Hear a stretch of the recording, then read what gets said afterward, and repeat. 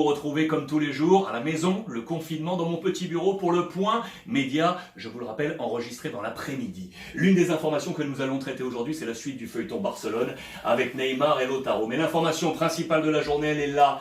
Je vous en ai parlé hier, regardez la une du quotidien portugais Abola, pour exemple. Le patron de l'UEFA, Alexander Ceferin, s'est entretenu avec les 55 fédérations pour tenter de trouver un futur proche au football. On a trouvé une solution. Les fédérations vont laisser la place aux ligues, avec une deadline pour les ligues, terminer les championnats nationaux à l'été prochain. On va laisser de côté les compétitions continentales.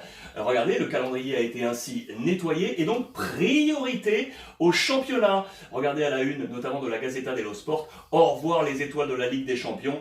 On laisse donc la place aux différents championnats. Pour exemple, en Espagne, on va donc livrer une sorte de manuel. Regardez, l'antivirus de la Liga, les différentes phases pour un retour éventuel aux entraînements, à condition d'avoir le hockey sanitaire, bien évidemment, avec différentes phases qui vous sont d'ailleurs expliquée par Aurore Thibault, vous la suivez sur l'ensemble de ses réseaux sociaux, elle est au fait de toute l'actualité de la Liga espagnole. L'Angleterre, les amis, hier je vous parlais du tremblement de terre du côté de Tottenham avec son patron Daniel Levy, suite aujourd'hui, on parle bien évidemment de l'annulation de Wimbledon, du tennis, mais là voilà, la guerre des salaires. À la une du Sun également, deux visages, Harry Redknapp, l'ancien coach de Tottenham, attention, et ici, monsieur Eddie Howe, le coach de Bournemouth. Vous allez comprendre pourquoi. Explication de texte en page intérieure, avec toujours le Sun.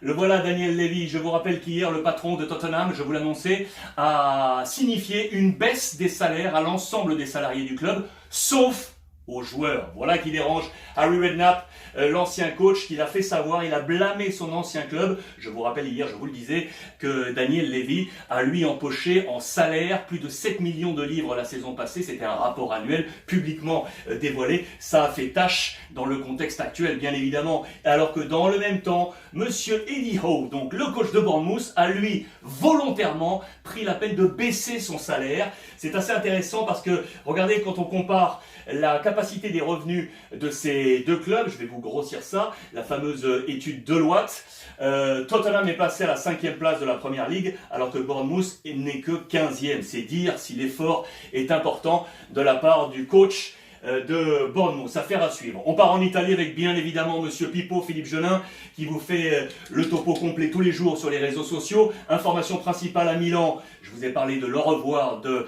Zlatan Ibrahimovic. Alors qu'est-ce qui se passe du coup? Certes, Milan a de la jeunesse avec ses U23, avec Théo Hernandez, 22 ans, Raphaël Leao, 20 ans, Paqueta, 22, Gabbia, 20 ans, ou encore le petit Maldini, 18 ans. Ok pour la jeunesse, mais il va peut-être manquer un leader. C'est là que Zlatan pourrait venir à manquer. C'est un dossier du côté de l'AC Milan. On parle des contrats à la Juventus de Turin avec la rénovation, la prolongation de contrat de l'Argentin Dybala. Gros papier sur lui dans la Gazzetta dello Sport. Et encore ici sur sa compagne, Oriana Sabatini. Regardez cette petite photo, je vous l'ai grossie ici. Je vais vous l'amener là et on va la grossir tranquillement. Voilà.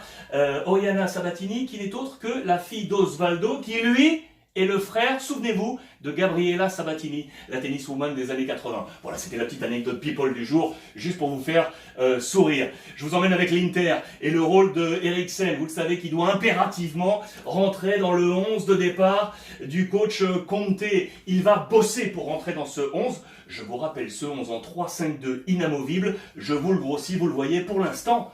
Il n'y a pas d'Eriksen dans ce 11 de départ, c'est là qu'il doit bosser, le joueur arrivé cet hiver en provenance de Tottenham. On file en Espagne avec un visage, Achraf, international marocain, une étoile est née, il est prêté actuellement du côté du Borussia Dortmund. Que va faire le Real Madrid avec lui, sachant que la Juve, le Paris Saint-Germain et Chelsea seraient sur les rangs, fin de contrat à l'été prochain 2021, il va falloir négocier tout ça. Real toujours avec un problème les amis, le problème extra-communautaire. Ils sont actuellement 5, Vinicius, Militao, Rodrigo, Taquet et le Brésilien Régnier. 3 sont autorisés, il va y avoir des retours de prêt, donc problème supplémentaire, c'est qu'à partir du 1er janvier prochain,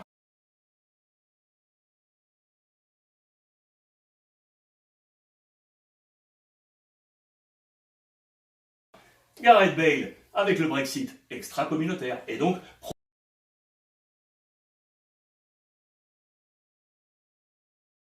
Problème ajouté. Petite info, Atlético Madrid là qui traîne, je vous en ai parlé hier, Saúl serait sur les tablettes de Manchester United, on parle d'une offre à 80 millions d'euros, sauf que la clause est à 150 et le contrat 2026, c'est dire si l'avenir est incertain pour Saúl du côté de la Première Ligue. Le Barça avec la suite du feuilleton et de ce fameux divorce dont je vous parlais hier entre le groupe sportif et la présidence de Bartomeu. Marca nous rappelle dans ses colonnes qu'il y avait déjà eu une jurisprudence, la révolution de 1988, où le groupe s'était opposé au président Núñez pour une histoire de double salaire avec des droits images. Alors le coach aragonais, se sachant déjà sur la sellette, s'était engagé auprès des joueurs après une année sportive très très difficile. Le Barça toujours avec l'intouchable Arthur. Le futur passera par lui. Il est en train de se forcer physiquement pour être absolument dans les plans du Barça pour l'année prochaine. Le dossier que je vous ai annoncé en titre, les deux Los Dos sont là, Neymar et Lautaro Martinez. Le Barça veut absolument les deux. Une offre serait en préparation pour le joueur de l'Inter, l'Argentin. On parle d'un contrat de 5 ans, 7 millions d'euros, soit plus du double de ce qu'il perçoit aujourd'hui du côté de l'Inter. Affaire là aussi, gros dossier à suivre. Deux petites infos rapides côté Barça.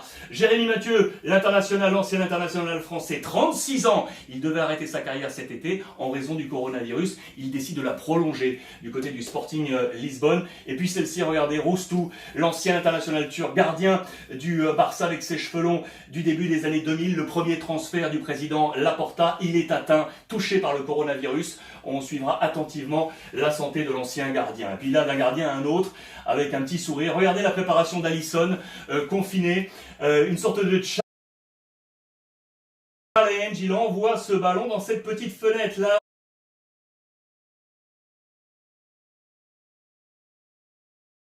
Et il le réussit avec la joie façon Cristiano Ronaldo. Surtout ne faites pas ça les amis à la maison. Voilà, pour voir ou revoir ce point média, l'ensemble des réseaux sociaux, Beansport, et on peut échanger avec le petit hashtag RuizClub. Voilà les amis, prenez soin des vôtres comme tous les jours et merci de votre fidélité.